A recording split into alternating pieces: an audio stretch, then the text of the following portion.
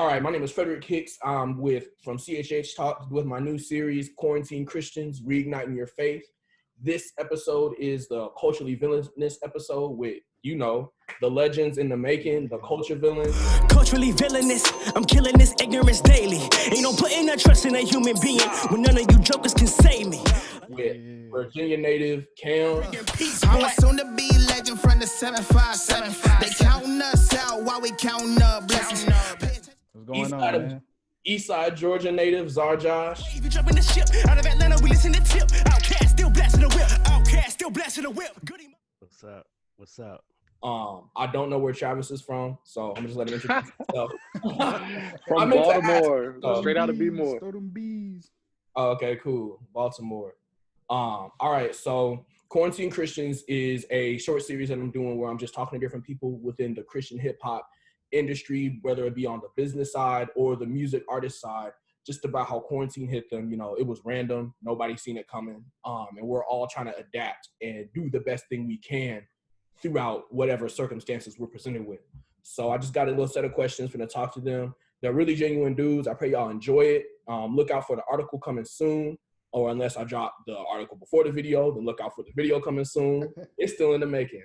All right, cool. So, I listen to y'all's podcast, by the way. For people who don't know, they have a podcast, the Culture Villains podcast, and they've mentioned, what quarantine was like, what life was like before quarantine, how they were on the Incognito tour. Mm-hmm. Yeah. Okay, so just for the people who don't know, what was life like musically and career-wise before quarantine? Well, I'll say we were on a nice trajectory. We had just transitioned from Big Ye's project, and we were setting up this tour, and we already were working on Josh and Kham's individual projects. So the tour had a huge build-up. We had, Rockstar JT on there. We had Miles Minnick. We had Mikey J and Johnny Jeff. So we got a lot of momentum with this tour. It was our first national tour, and we were actually to the place where we were, everything was funded ourselves. Everything was in-house. We didn't have any promoters. Mm-hmm. We didn't do any churches. We did all bars and different live venues. So we had a lot of momentum before quarantine hit, and then right in the middle, in the middle, we had to cancel our Atlanta show. We had a show that was going to be in Erie, Pennsylvania. We were in the midst of working out a show in California. So right before it hit, we had just had a great show in Dallas, Texas, packed out venue, real high energy. So when quarantine hit, it cut off our momentum right in half. But we've had to adjust from there. All right, y'all got anything to add?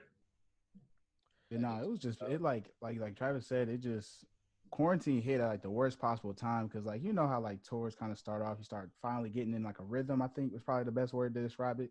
Yeah. It was right at that peak because that Dallas show I feel really set us on track for the rest of the tour, and then it just hit right after that. And so I can't wait till we can get back out there when it's safe, but it definitely was terrible timing. Mm-hmm. Agreed. And just for some background information from myself, I found out about the Culture Villains this year. When I started, picking up journalism internships and stuff, I started following different people. I believe the first song I heard officially was "Look" that you dropped back in June. Hey, and I was like, okay, this is kind of hard. Take a look at this.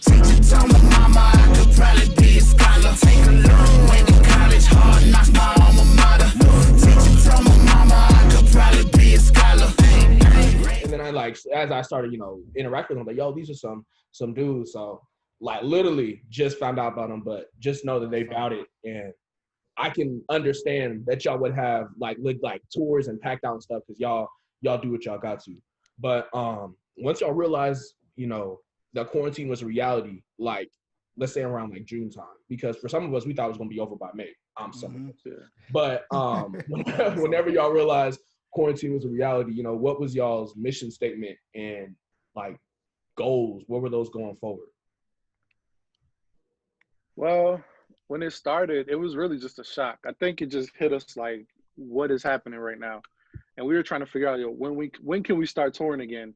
I'm talking to Johnny Jeff. I'm like, maybe we can try to pick everything back up in the fall.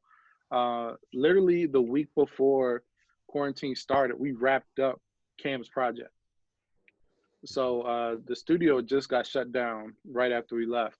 So we were trying to figure out what to do next. And that's when a lot of the George Floyd and police brutality happening started and all the protests. So our gear actually shifted from what are we going to do next to how are we going to support our community? And that's what it was like, we need to get more vocal. We actually we did this thing like here in my town where we put up an ad in the newspaper. We took out a half a page ad and just sent the message from us just to empower Black people in Baltimore. And we tried to do it in all of our cities, but it just didn't work out. But we wanted to make sure we empowered people because from there it was like, we need to have a voice. While still behind the scenes trying to figure out how we navigate quarantine, we started putting out video content.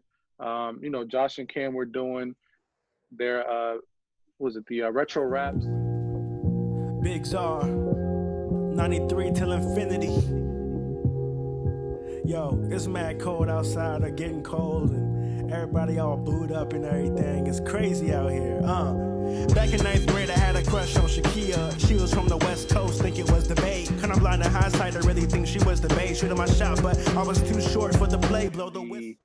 Saturday 16. So we were doing this. I just spending on the weed and trending topic what we going to Pluto.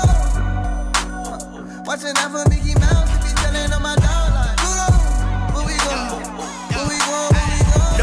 Hello rubies on my block, hidden gems, guided by false prophets, emerald in their pockets. If you got a problem, call Houston, we taking off like a rocket. Break bread on Pluto with the sinners and the Santos. For the same city as Missy, will really just a zip. Just to keep things pushing and adjust to quarantine. But our mission kind of became twofold. We knew that with everything going on, we needed to have a voice and we needed to speak out for the people who feel like they can't speak out. Because, in our industry, especially CHH, a lot of people feel they can't speak out on a lot of issues. Yes, sir. Because you'll have so many people trying to attack you. So we knew we had to be a voice for the people. That's, literally, I might order a question. This is perfect. Like, y'all talking about being a voice.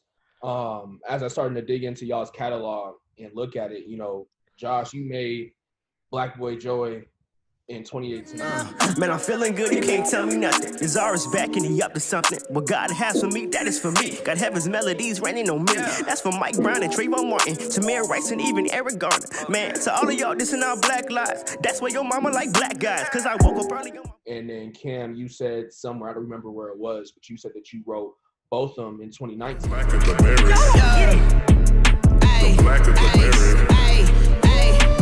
How many lives do we have to lose to make the point clear? Nothing left to prove. How many times for us to realize the ones at the top don't care about our lives? Who has to die for them to see why change must be made? Our lives are not safe. The black is the berry.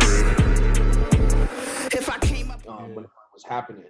So, not to say it's necessarily a wave, but y'all been about the whole protest, Black Lives Matter, before it was necessarily trendy and, everybody else rocking it. So, like,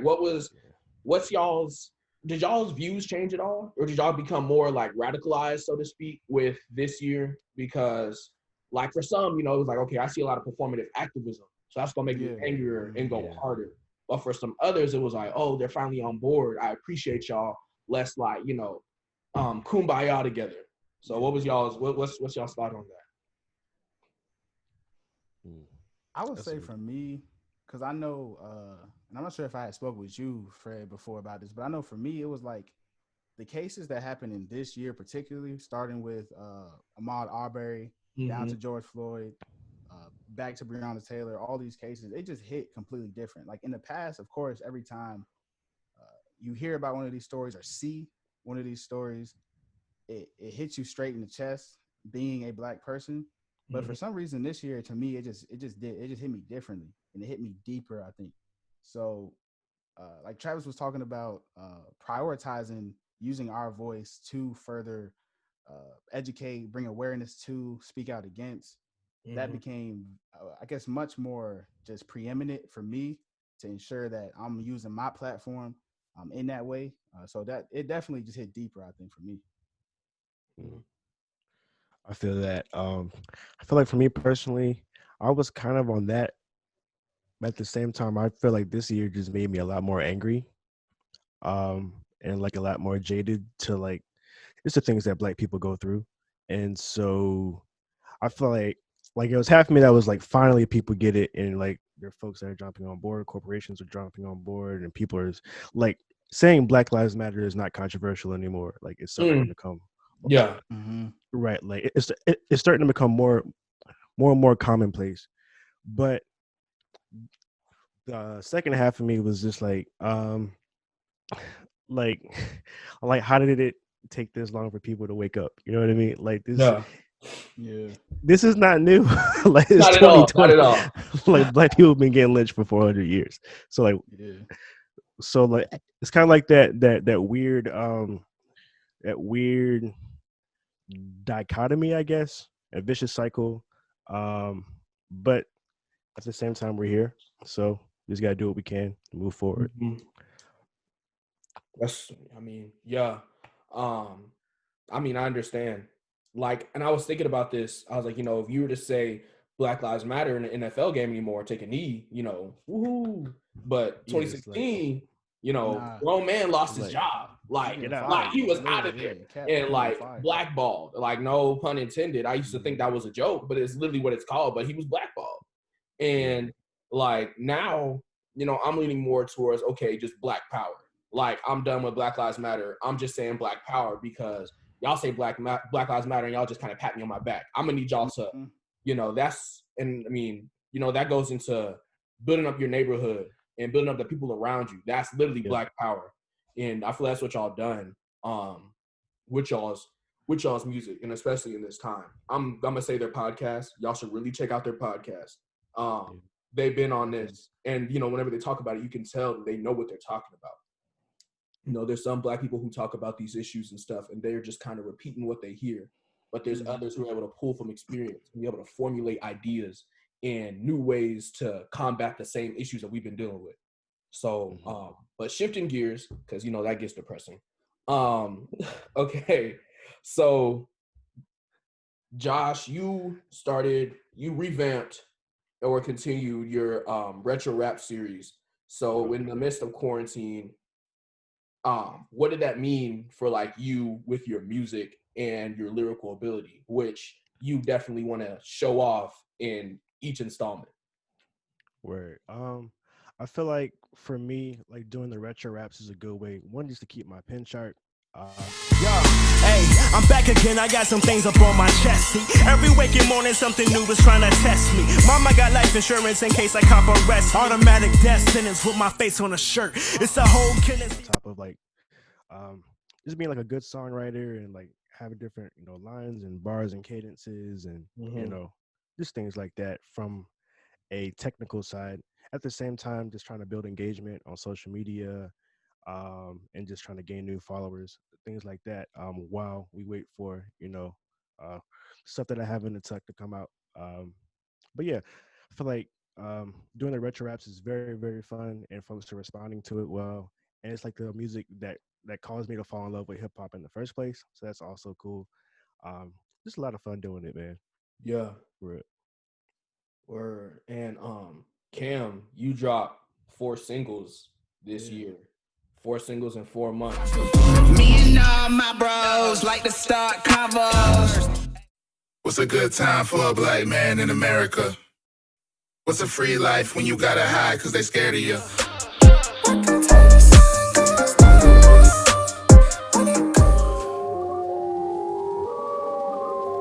Yeah. My tolerance for incompetence has been dwindling. Which is, I didn't realize until a couple of days ago. So what is that, leading up to Problematic and your Problematic rollout, what has that been like? Yeah, I mean, I think to answer that question, I got to backtrack a little bit just towards the end of last year, like when we were working on the project, wrapping up the project at the top of this year.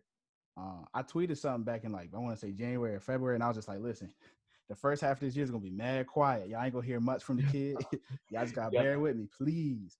And they did, man. When we got to June and dropped Look, I was like overwhelmed at the Look response and even the Botham response. We were talking about that. I know I was just overwhelmed by this love and support.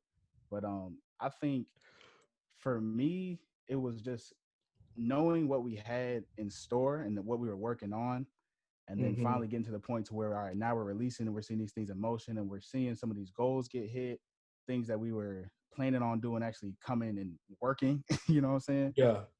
It meant a lot, and I was really excited about it. I'm even more excited about this project coming out. Word. Okay, so I mentioned the podcast. I've recommended the podcast. Could y'all summarize, explain how it started, what it's like doing one during quarantine? What is the Culture Villains podcast? We're gonna do a podcast right now. Let's get it. Oh boy, let's go.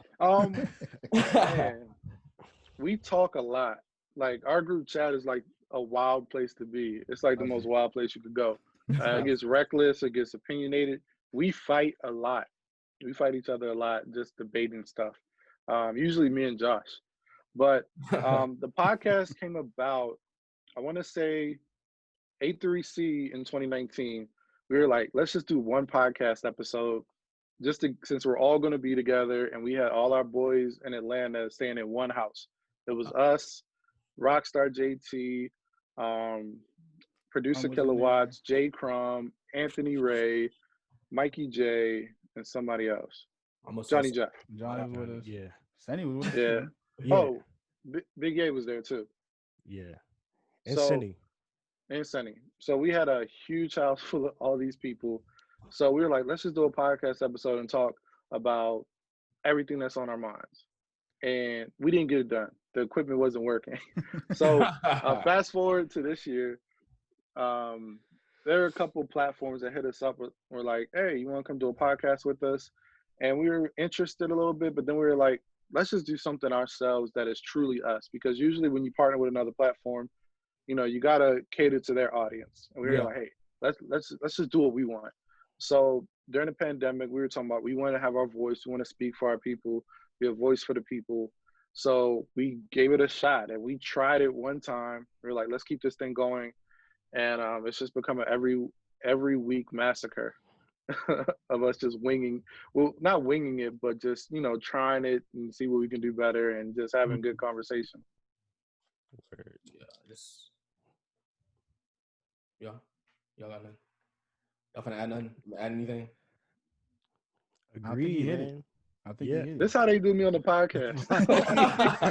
I go on a tangent. They're just like, yeah, bro. Like, ooh. Hey, I'm behind. I told this to Josh like a few days ago. So I was listening to the episode where you were talking about how you be having to edit out like the sounds of them chewing or something. And I don't know if I'm tripping.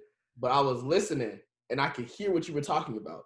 Like I was listening to it and I could hear like, and I was like, I said, no way. I was cooking. I was like, bust out laughing. I said, yo, but yeah, bro, it's genuine. It's hilarious. Y'all be having me dead. I'm realizing I'm recording like y'all be recording. So I'm gonna say something I can't say. I'm trying to keep this professional. But y'all just be unapologetically black. There we go. Oh, and I appreciate that. And y'all check it out. I'm gonna write it in. But okay, so speaking of y'all's podcast, one of y'all initiatives on there, and something y'all always have to go back to is the protecting Black women. Respect women and bump Tory Lanez. Bump him, not bump his music, but just forget him. Josh, you got any final thoughts? Yo, you already know what it is. It's the same thing every week. Protect Black women. Stand up for Black women. Bump Tory Lanez. Same old. Work. Hey, hopefully this gets y'all through. Josh, you got any final words? Hey, you know what it is, man. We protecting Black women. Same as always, every week, all week. Bump Tory Lanez. And uplifting women and making sure that y'all let the women in your life know that y'all value them. And before I heard about the podcast, I followed Czar Josh on Instagram. He had his Instagram live series, Black Women Speak. So, I got some notes. You know what I'm saying? I got some sticky notes. Okay, word. But today, now. The people of the VA is linking up now. I know. Yo, very much facts, very factual. That's what's up. So for the people that are not that don't know what this is essentially it's called Black Women Speak, and it's a series that I've been doing for last. Yeah, I can. Can you hear me? Yeah, I can hear you. Dope. How How you you been? doing? Working hard. How about you? So, Josh, you told me a little bit about that and what that was like, or what that is like, and what it was. Like Black Women Speak, like that started for two different reasons, like two different causes started that. One was like kind of like how I talked about before with like just being angry and upset. And I feel like when like the George Floyd, then the Ahmaud, and then the Breonna Taylor cases happen like back to back to back, this is a lot of people talking, like a lot of people chattering, and like people that were the loudest didn't make any sense and didn't know what they were talking about. And the people who had the most like I guess precious things to say, or like the most like valuable things to say, weren't being heard enough, and those voices were Black women, in my opinion. And so like that was one of the reasons why I wanted to start it. The second reason was because a friend of mine, a homegirl of mine that I went to high school with, she had shared with me a story about like the things that she went through with guys while she was in college, and like that just like broke my heart. And so I just wanted just to like use my platform in a way just to give a voice to the Black women that I know, black female brands that I'm connected to, so that they can just talk on these subjects and like really just have a voice that's louder than what it is. So that was the inspiration behind that whole series. Word. Yeah, just being pissed off. Yeah, I mean, in a better sense, that's what it be. I understand. A lot of good things happen whenever Black people were pissed off. You know, the civil rights movement, they had enough, so they did what they had to do. But you know, I'm gonna just say, okay, so Kham, you got your problematic rollout like taking place right now. It drops October 30th. You're excited. I'm excited for y'all. It looks lit. Yo, you got a 360 tour website going on, bro. Who you know? That's crazy. That's literally like, yeah, that's that was insane. I still can't believe it. That's insane. So y'all can y'all tell me about what that was, and partnering with like Josh just said, like Black women brands. Like it's a black woman brand, Black woman owned brand, and y'all partner with her. Great product. What was that like, and what's the whole? You don't got to tell me what you don't got to tell me. Duh. But what was that? What was that whole situation like? I think like you said, we had to. I feel like it's one thing to talk about something and one thing to actually walk and live in it. So number one, I got to shout out Alexis Michelle, our creative director. She's a brilliant Black woman, a brilliant mind. And then I believe she initially came up with the whole 360 idea. She had like seen something and she wanted to try it, and we didn't know how we were going to do it, but she wanted to try it. And at that time, actually my girlfriend who owns I360 Virtual Tours, she started her business right around the same time, and that's perfect. It's a God thing, man. God orchestrated that. So we were able to just partner with her and her business, just really trying to bring what Alexis's vision was initially to life. And oh my gosh, I'm trying to be careful because we got more things coming than the website. The website's fire. Tell them. But we got more. You want me to tell them? All right. So we got a whole virtual 360 concert. Word. It's gonna be premiering the night before the project drops. So y'all thought the website was crazy. I'm just saying, man. Yo, that's wild. I mean, when I was doing my research, I peeped. I was waiting for the right time to look at the website, and I was doing my research. I was like, okay, let me see. And I was like, wait a minute. I said, is that Kham? And I said, wait. I said, where am I? And I was like, yo. As soon as the screen moved, I said, because I did it on my computer, and I was like, yo, wait a minute, is this happening? I was like, yeah, that's different. I mean, y'all changing the game. Don't be surprised when y'all see people doing it. Y'all see people figuring out how to do it. Because I mean, that's just how it be. But yeah, that's unique. And I appreciate that y'all able to, put your money in your actions where your mouth is. You know, we say we're gonna do it, you know, protect every people, like, you know, people protect black women, and they go back and make a joke or they tear them down. And it's like, okay, you know, is you about it though? So another one of my questions have, you know, second to last, is how did y'all's personal relationship as a group together and in Christ grow or change throughout this whole season? I think for me, this whole like year for me has caused me to just, I feel like, grow just deeper in multiple avenues of my life. So spiritually is one of those as well. Cause like, especially when quarantine first started, I feel like a lot of Christ followers were like, oh, this is great. I'm going to do all this. I'm going to just grow spiritually. I'm going to do all that. And then like the first couple of weeks, I ain't do nothing, bro. I did nothing. And I was like, what's wrong with me? Why am I not doing it? And it was like, I was lacking motivation. It was just all these like things were going on. And then we got hit with everything in regards to police brutality. We got hit. COVID started spiking even more than it already was. So I'm, you know, family, friends, and close friends, their families are getting hit directly. And so all these things really kind of had me just before God, not necessarily in a posture to try to like grow, but more so just like almost asking like, what's going on? Like, what does this mean? Like almost asking why. And through that, being vulnerable with him, I feel like I was able to grow closer to him because he answered. And even though it necessarily wasn't like clear, oh, this is exactly what's going on, it was more so,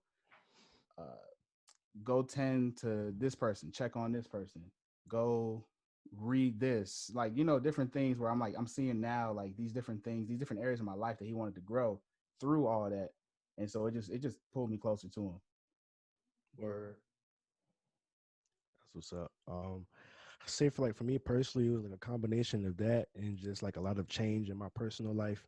And so I feel like with the changes that came in my personal life, like they all happened at the same time as like changes on a larger scale, like throughout the world. So like with COVID and like with the presidential campaigns and the Black Lives Matter protests, things of that nature, it's just like a lot of change. Kind of like how Kham said, I just had to like really just lean back on God as far as like that being probably like the sole form of like things like not changing and it's like staying the same for the most part.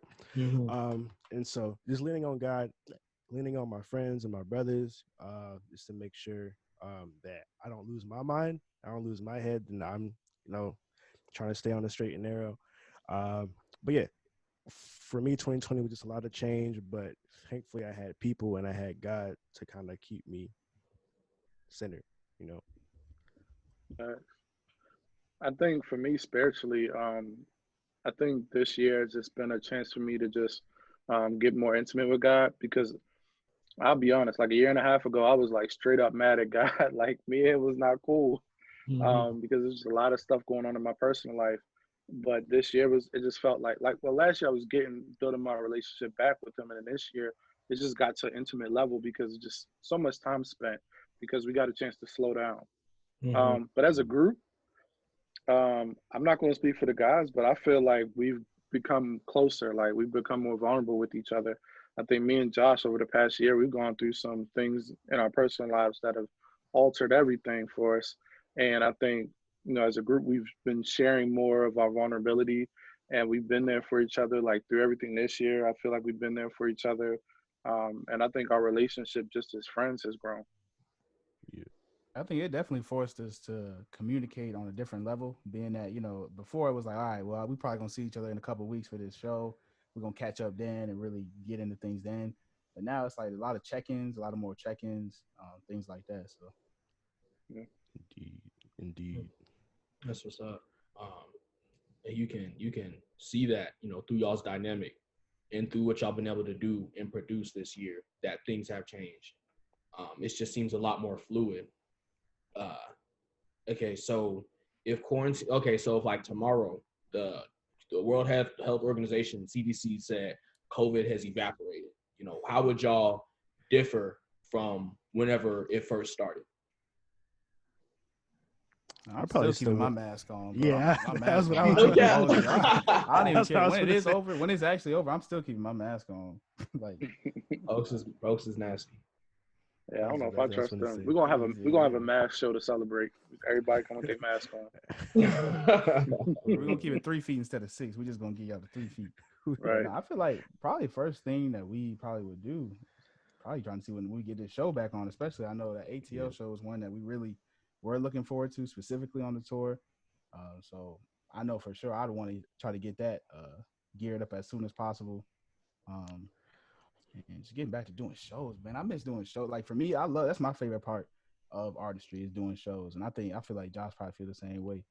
We love performing. We love just meeting the people that our music is impacting and getting to chop it up with them, turn up with them. So I just want to get back to shows, man. Yeah, shows, like traveling normally, you know what I mean? Like going to Walmart and then not closing at 10. No cap. Like that type of stuff. Just like for stuff to go back to normal, I guess. I mean, but at the same time, I'm definitely like we probably should have been wearing masks like prior to this, just thinking about how many germs are out there. So I'm definitely wearing my mask afterwards. Yeah, I miss our road trip stuff. Yeah, I think that's the biggest thing I miss, like being able to travel, but I really miss our road trips because that's when like us as a unit and the other artists that we bring with us, because we never go solo. Like we always travel as a unit and we always bring other artists with us just for the camaraderie. And I miss that. Those are probably some of the funnest moments. And if this wasn't being recorded, I would definitely share plenty of stories. But it's gonna go off. Yeah, I definitely miss those things. That's what's up. Yeah, I mean, you know, in Jesus' name, we gotta pray that He's gonna do what He wants to do, or what He intends on doing. Yeah. So, you know, as optimistic or as pessimistic as we can get, the situation can completely turn around. That's just what we're believing in God for right now. Because I mean, if quarantine never hit, I'd be in school marching with the band, traveling to wherever, you know, teeing up, having a whole lot of fun. But you know, this ain't forever. I think that's the one thing we need to focus on, and that's one of the things I want to convey through this series. That this situation isn't forever. You know, we as a world, and especially as a people, have gone through considerably worse, and you know, we're going to see the other side of this. We just have to, you know, keep going and keep going. But this is the Culture Villains. Travis James from Baltimore, Kham from 757 Virginia, and Czar Josh from the east side of Georgia, east side of Atlanta. Check out their music. I'm gonna link it. Check out their podcast. Some good conversations that they have going on, and just stay tuned to what they're doing because they are definitely cooking up. All right, this is the Culturally Villainous episode of Quarantine Christians, Reigniting the Faith.